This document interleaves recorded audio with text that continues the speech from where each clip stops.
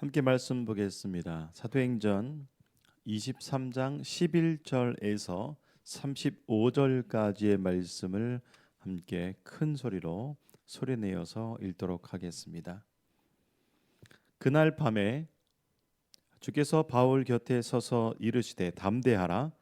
내가 예루살렘에서 나의 일을 증언한 것 같이 로마에서도 증언하여야 하리라 하시니라. 날이 새매 유대인들이 당을 지어 맹세하되 바울을 죽이기 전에는 먹지도 아니하고 마시지도 아니하겠다 하고 이같이 동맹한 자가 40여 명이더라. 대제사장들과 장로들에게 가서 말하되 우리가 바울을 죽이기 전에는 아무것도 먹지 않기로 굳게 맹세하였으니 이제 너희는 그의 사실을 더 자세히 물어보려는 척하면서 공회와 함께 천부장에게 청하여 바울을 너희에게로 데리고 내려오게 하라. 우리는 그가 가까이 오기 전에 죽이기로 준비하였노라 하더니 바울의 생질이 그들이 매복하여 있다 함을 듣고 와서 영내에 들어가 바울에게 알린지라. 바울이 한 백부장을 청하여 이르되 이 청년을 천부장에게로 인도하라. 그에게 무슨 할 말이 있다 하니 천부장에게로 데리고 가서 이르되 죄수 바울이 나를 불러 이 청년이 당신께 할 말이 있다 하여 데리고 가기를 청하더이다 하매 천부장이 그의 손을 잡고 물러가서 조용히 묻되 내게 할 말이 무엇이냐. 대답하되 유대인들이 공모하기를 그들이 바울에 대하여 더 자세한 것을 묻기 위함이라 하고 내일 그를 데리고 공회로 내려오기를 당신께 청하자 하였으니 당신은 그들의 청함을 따르지 마옵소서. 그들 중에서 바울을 죽이기 전에는 먹지도 않고 마시지도 않기로 맹세한 자 40여 명이 그를 죽이려고 숨어서 지금 다 준비하고 당신의 허락만 기다리이다 하니 이에 천부장이 청년을 보내매 경계하되 이 일을 내게 알렸다고 아무에게도 이르지 말라 하고 백부장 둘을 불러 이르되 밤 제3시에 가이사랴까지 갈 보병 200명과 기병 70명과 창병 200명을 준비하라 하고 또 바울을 태워 총독 벨리스에게로 무사히 보내기 위하여 짐승을 준비하라 명함에 또 이와 같이 편지하니 일러스되 글라우디오 루시아는 총독 벨리스 가깝게 문안하나이다. 이 사람이 유대인들에게 잡혀 죽게 된 것을 내가 로마 사람인 줄 들어 알고 군대를 거느리고 가서 구원하여다가 유대인들이 무슨 일로 그를 고발하는지 알고자 하여 그들의 공회로 데리고 내려갔더니 고발하는 것이 그들의 율법 문제에 관한 것뿐이요 한 가지도 죽이거나 결박할 사유가 없음을 발견한나이다. 그러나 이 사람을 해하려는 관계가 있다고 누가 내게 알려주기로 곧 당신께로 보내매 또 고발하는 사람도 당신 앞에서 그에 대하여 말하라 하였나이다 하였더라. 보병이 명을 받은 대로 밤에 바울을 데리고 안디바드리에 이르러 이튿날 기병으로 바울을 호송하게 하고 영내로 돌아가니라. 그들이 가이사라에 들어가서 편지를 총독에게 드리고 바울을 그 앞에 세우니 총독이 읽고 바울더러 어느 영지 사람이냐 물어 길리기아 사람인 줄 알고 이르되 너를 고발하는 사람들이 오거든 내 말을 들으리라 하고 헤롯 궁에 그를 지키라 명하니라. 아멘. 말씀이 조금 길긴 하고 또 여러 가지 사건들을 매우 함축적으로 또 이렇게 축약해서 기록된 말씀을 여러분은 읽으셨습니다. 이 말씀을 간략하게 세 부분으로 나누게 된다면 40명의 마시지도 않고 식음을 전폐한 바울을 죽이기로 한 유대인들로 구성되어지는 이 40명의 이 발단과 이 소위 말하는 괴락 때문에 바울은 예루살렘을 탈출하여서 이제 가이사랴까지 가게 되는 사건입니다. 여러분이 제일 끝에 말씀을 보셔서 알겠지만 이 사건은 바울에게는 매우 성공적인 탈출 사건이었습니다. 하나님께서는 우리 사도행전 오늘 말씀에서도 보면 기적과 표적을 통해서 복음을 전거케 하기도 하시지만 사람을 통해서 또한 사건을 통해서 그 가운데에 역사하시고 또한 복음을 증거케 하신다는 것입니다. 특히 오늘 말씀에서 바울을 죽이려는 자들, 하나님을 알지 못하는 예수 그리스도를 알지 못하는 이 유대인과 또한 하나님을 알지 못하는 이방인 로마 사람들을 통해서도 역사하신다는 것을 우리는 이 말씀을 통해서 볼 수가 있습니다. 마치 이 말씀은 마치 바울의 예루살렘 탈출기처럼 보입니다. 그렇습니다. 바울이 가장 이 상황 가운데 안전한 방법은 무엇이었느냐 하면 예루살렘을 떠나는 것이었습니다. 예루살렘을 탈출하는 것이었습니다. 하나님께서는 여러 사람들을 통해서 역사하십니다. 하나님께서 하시고자 하시는 일은 즉 그 예수 그리스도의 복음을 증거케 하는 일에 있어서 매우 놀랍게 오늘 말씀을 통하여서 이루어진다는 그 사실을 여러분과 함께 보기를 원합니다. 그래서 오늘 말씀은 다시 보는 사도행전 바울의 호위무사라는 제목을 갖고 여러분과 함께 말씀을 보고자 합니다. 바울의 호위무사라는 것은 어떠한 사람을 무장을 한 군인들이 지키고 보호하고 신변을 안전케 보호하는 것을 말합니다. 이것은 그냥 경호원이 경호원 정도 이렇게 역할을 다 하는 정도뿐만이 아니라 어떤 사람을 그 어떤 목적지까지 이르게 하는 것, 그것을 당도할 수 있게 하는 사람들을 호위무사라고 그러는데 마치 바울과 이 호위무사 또 성경과 호위무사는 어울리지 않는 것처럼 보이지만 오늘 이 말씀 가운데 하나님께서 역사하심으로 볼 때에 하나님의 마음, 하나님의 뜻, 하나님의 계획하심을 우리는 발견케 될 것입니다. 오늘 이 말씀을 숫자로 조금 표현해 보면 여러분에게 조금 더 이해가 더 쉽게 될 것 같아서 숫자로 조금 말씀을 드리고자 합니다. 사도행전 23장 11절과 35절을 숫자로 표현하면 1, 40, 470으로 표현할 수가 있습니다. 조금 낯설겠습니다만 오늘 성경 속에서 보면 어떠한 한 개인이 나오고 또는 어떤 무리가 나오고 또 어떤 거대한 집단 무리들이 나오게 됩니다. 그것을 보여드리면 하나라는 숫자 1이라는 숫자는 바울의 생질 조카가 되겠고요.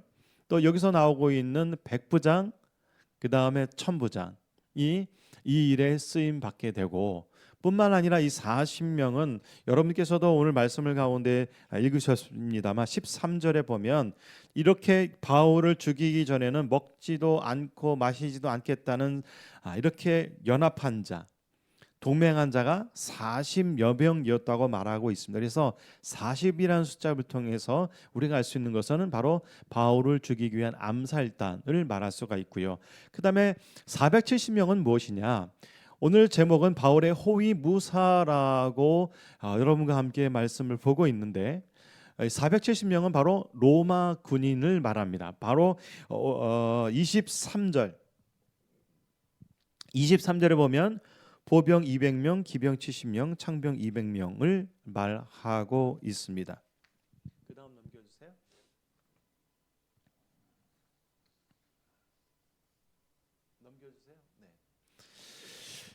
네. 여기서 40명은 사실은 이 사건에 있어서 가장 적극적인 중심 세력이기도 합니다. 사실은 40여 명이나 되는 이 암살단은 유대인들로 구성되어 있었는데요.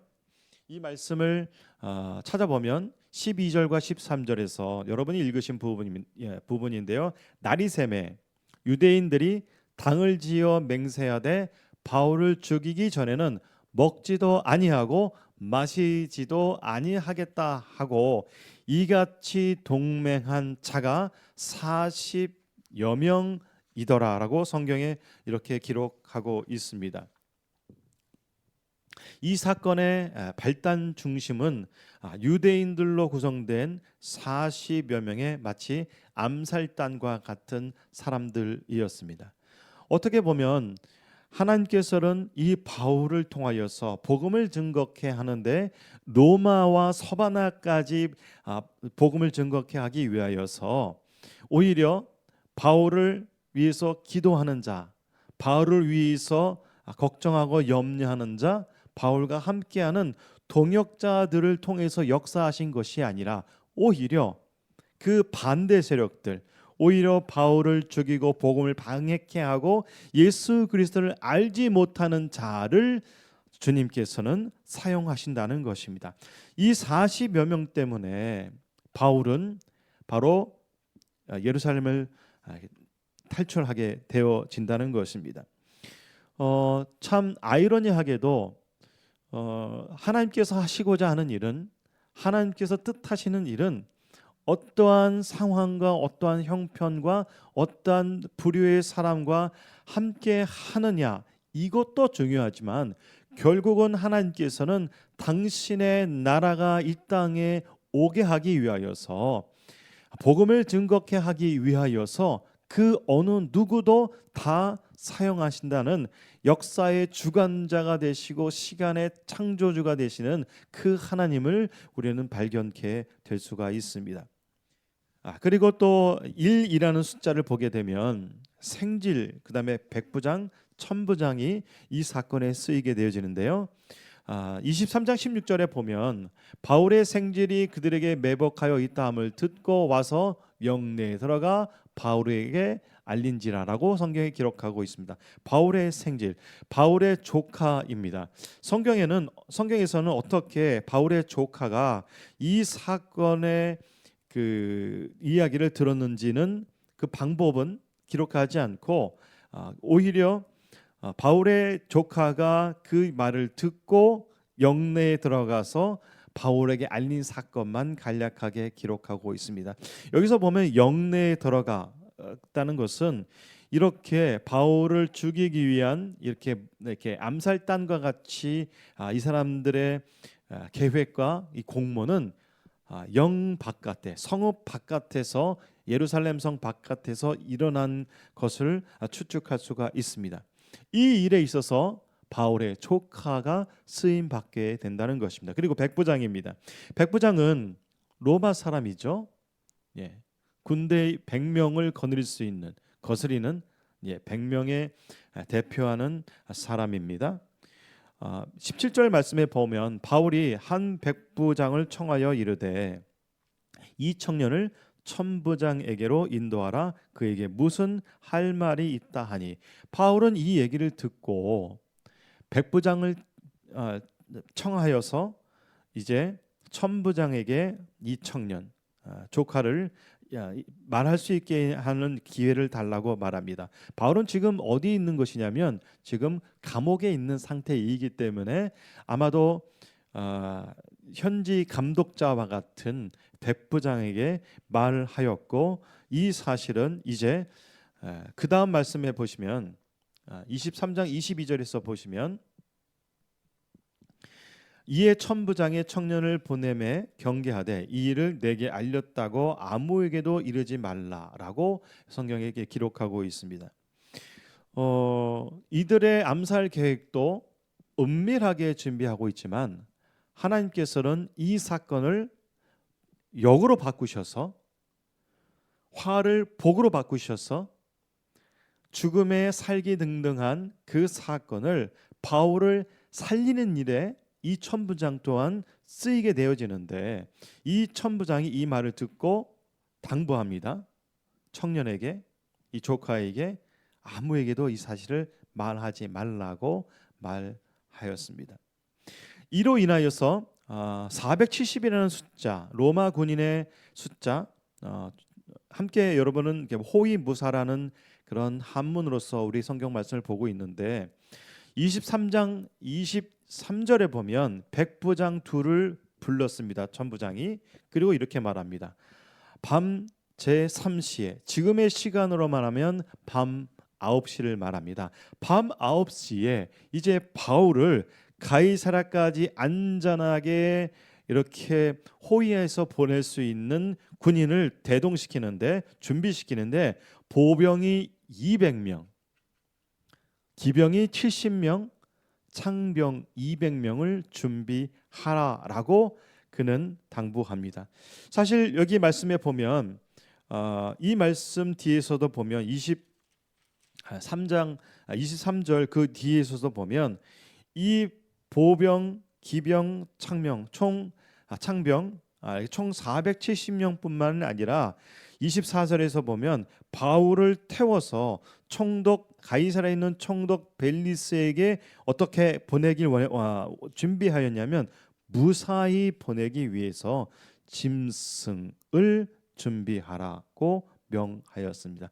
짐승, 이것이 나귀인지 말인지는 알 수는 없습니다만 그러면 이제 말로 표현되어 있는데 매우 독특한 것은 말 한 필 혹은 나귀 한 마리를 준비한 것이 아니라 적어도 한 마리 이상의 이렇게 바울을 무사히 태워서 이렇게 보낼 수 있는 것을 준비하라고 명령합니다. 이것은 무엇을 뜻합니까?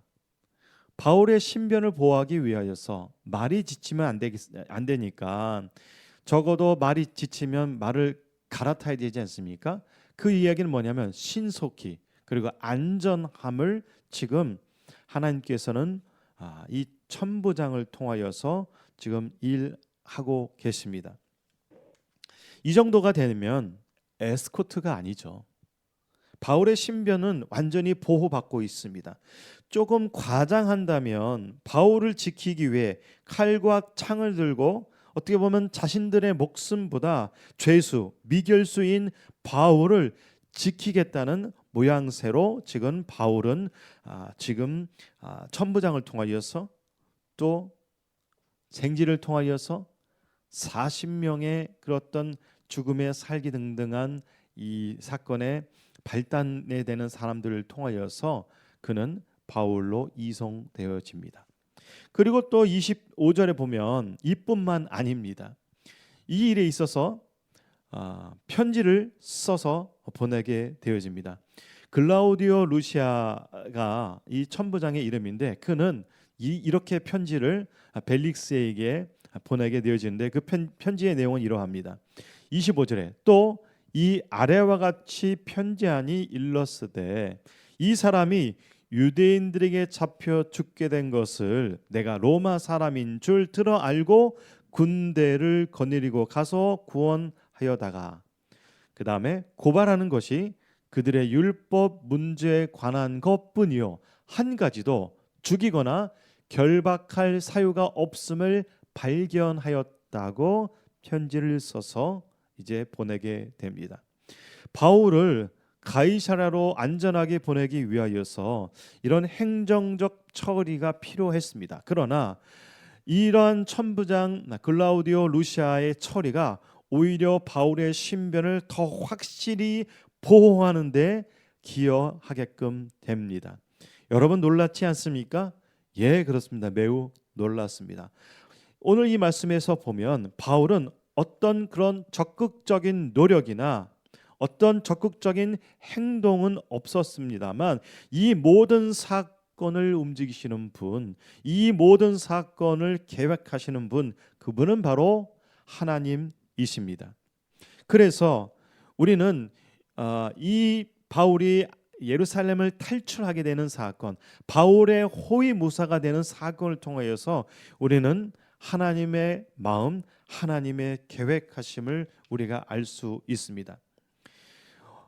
오늘 이 말씀에 가장 처음에 읽으셨던 말씀이 있습니다. 지난주의 핵심 말씀이기도 합니다만 함께 다시 한번 읽어보실까요? 사도행전 23장 11절의 말씀입니다. 그날 밤에 주께서 바울 곁에 서서 이르시되 담대하라. 내가 예루살렘에서 나의 일을 증언한 것 같이 로마에서도 증언하여야 하리라 하시니라.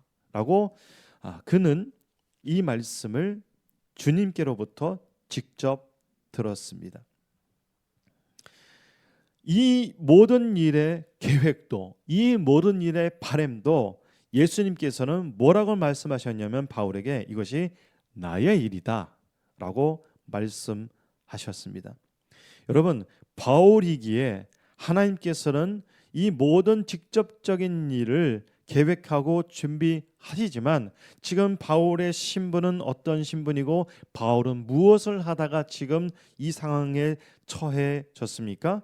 바로 주의 일, 나의 일, 복음의 일, 예수 그리스도의 복음을 증거하는 일을 하다가 지금 예루살렘에서 감옥에 갇히게 되었고 또한 40명이나 되는 유대인들로 구성되어진 그런 암살단과 같은 사람들에게 신변의 위태로움을 느끼고 있지만 하나님께서는 이 일에 당신께서 그 마음을 사건을 통하여서 말씀하고 있다는 것입니다.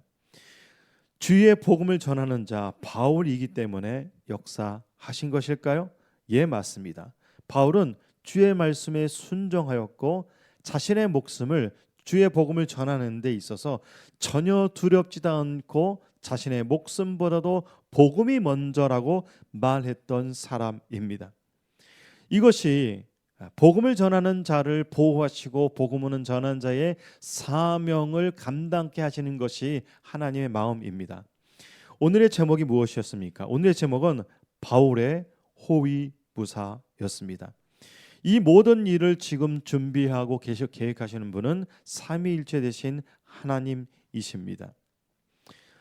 지난 시간에 사도행전 21장과 26장에서 바울은 어떻게 로마로 가게 되었는가를 핵심적인 것을 함께 보았는데요.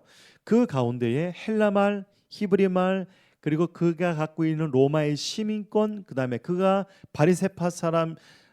바리새파이고 그가 로마 시민권이 있기 때문에 송사할 수 있었고 그 다음에 로마에 있는 황제에게도 상소할 수 있는 그러한 사람이었습니다. 오늘 이 말씀 가운데에 하나님께서는 그의 모든 전 인격적인 삶과 그의 배움과 언어의 능력과 그의 열정과 그의 태도와 그의 모든 조건들을 다 통틀어서 지금 사용하고 계십니다. 그런데 오늘 이 말씀 가운데에 바울이 이렇게 계속해서 가이사라와 또한 로마로 갈 수 있게 된 것 중에 하나는 바로 그가 로마의 시민권이 있기 때문이었습니다. 오늘 이 말씀을 통해서 우리가 한 가지 또 보고자 하는 것은 뭐냐면 바울은 로마 시민권자입니다. 이 로마 시민권자에 대해서는 여러분 정말 드릴 수 있는 말이 많겠습니다만 이 권한이 얼마나 이 태생적 권한이 시민권이 얼마나 대단하였냐면 내가 재판받을 수 있는 권한이 바로 전 로마가 통치하고 있는 그 가이사라가 있는 가이사 황제가 있는 로마의 왕 황제께 직접 심판받을 수 있는 권한이 있는 것이 바로 로마 시민권이었습니다. 그러나 이 로마 시민권에 대하여서 그는 이렇게 빌립보서 3장 20절에서 그는 이렇게 표현합니다. 함께 읽어보실까요? 그러나 우리의 시민권은 하늘에 있는지라 거기로부터 구원하는 자 곧 주 예수 그리스도를 기다린다라고 빌립보서 3장 20절에서 이렇게 기록하고 있습니다. 여러분, 바울은 그가 갖고 있는 여러 가지 영향력이 있는 소위 말하는 남들이 인정해 줄 수 있는 그 영향력 중에 하나가 바로 로마의 시민권이었습니다. 그러나 그는 이 로마 시민권이라는 이 어떻게 보면 권위를, 능력을 그는 오히려 빌립보서에서는 그것에 대해서 말하지 않고 나의 시민권은, 여러분의 시민권은 이곳이 아니라 하늘나라에 있다라고 빌립보서를 통하여서 지금 증거하고 있습니다. 주중에 제가 버스를 탔는데 그 버스 기사 운전자 그 앞 유리창에 승객이 볼 수 있는 자리에 이렇게 종이에다 글을 써서 붙여놨는데 어떻게 글을 써놓냐면 바로 빌립보서 3장 20절의 말씀이었습니다. 어떻게 보면 제가 이 말씀 사도행전 23장의 말씀을 보고 있습니다만 우연치 않게도 하늘의 시민권은 우리의 시민권은 하늘에 있습니다라는 그 A4 용지에 적어놓은 글씨를 본문으로 인하여서 저는 개인적으로 한 주간 동안 기쁨과 또한 그 평안한 마음과 또한 다시 한번 나의 삶의 중심이, 나의 삶이 어디를 향해서 살아가야 되는지를 깨닫게 하는 그런 시간이었습니다. 여러분, 바울은요, 그가 갖고 있는 모든 삶의 배경이나 태생이나 로마 시민권 모든 것조차도 복음을 위해서 쓰고 복음을 위해서 사용하고 있습니다. 그런데 이 시민권은 이 땅이 아니라 바울은 옥순서신을에서 기록한 빌립보서 3장 20절을 통하여서 우리의 시민권은 하늘에 있다라고 지금 말씀하고 있습니다. 여러분, 우리의 시민권은 이곳이 아니라 하늘에 있습니다. 여러분, 바울은 이 시민권, 로마의 시민권자가 있음을 복음 증거하는 데 사용하였지 그의 자신의 정체성을 사람들에게 드러내는 데 사용하지 않았다는 것입니다.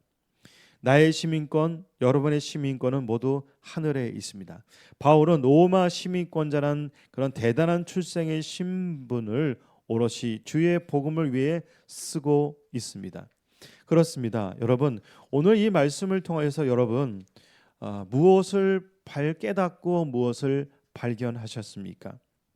바울의 호위무사, 바울의 예루살렘 탈출 사건은 어떻게 보면 극적이기보다는 매우 놀랐습니다. 하나님께서 특별하신 섭리가 없이 어떻게 가능하였겠습니까? 그렇습니다. 이 모든 것이 하나님의 섭리입니다.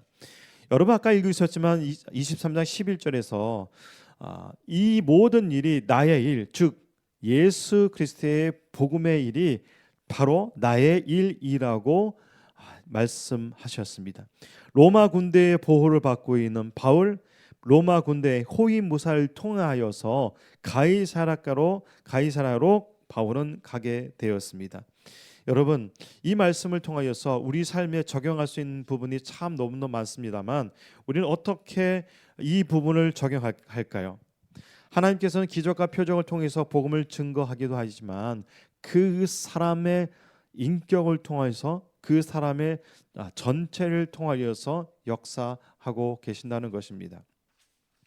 바라기는 저와 여러분 삶 가운데 여러분이 갖고 있는 직업, 여러분이 갖고 있는 능력, 여러분이 갖고 있는 어떤 실력, 여러분이 갖고 있던 어떤 능력의 관계, 이 모든 것 뿐만 아니라 여러분 복음을 증가하는 데 있어서 적대적인 모든 사람에 이르기까지 우리 모든 삶이 주님께 쓰임받고 주님께 사용되어지는 저와 여러분이 되기를 간절히 축복하고 기도합니다. 여러분, 힘내십시오. 여러분, 좌절하지 마십시오. 여러분, 용기를 가지십시오. 하나님은 복음을 증거하는 자를 끝까지 붙들고 계시고 복음을 증거케 하는 자를 통하여서 모든 삶의 영역에 있어서 하나님께서 통치하신다는 사실을 여러분 기억하시기 바랍니다. 함께 기도하시겠습니다. 살아계신 아버지 하나님, 오늘 바울이 예루살렘을 탈출하는 이 사건을 통하여서 하나님께서 어떻게 사람을 통하여서 역사하시는지, 오히려 바울을 적대시하고 예수 그리스도를 알지 못하는 로마 이방인조차도, 로마 군인조차를 통하셔도 하나님께서는 당신의 사역을, 당신의 복음 증거하는데 아버지 하나님 역사하신다는 것을 우리는 깨달았습니다.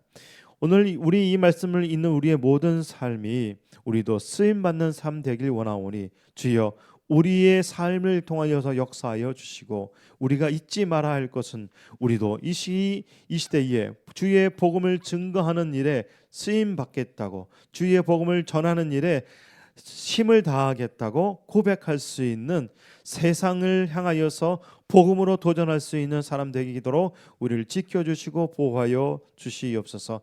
우리는 열심을 다하지만 주님께서는 더 크게 역사하시고 일하심을 오늘 말씀을 통해서 발견하였습니다. 주여 우리의 삶과 우리의 교회 공동체를 통하여서도 똑같이 동일하게 역사하여 주시옵소서. 우리의 구원자가 되신, 우리의 능력의 이름 되시는 주 예수 그리스도의 이름으로 감사하며 기도드립니다. 아멘.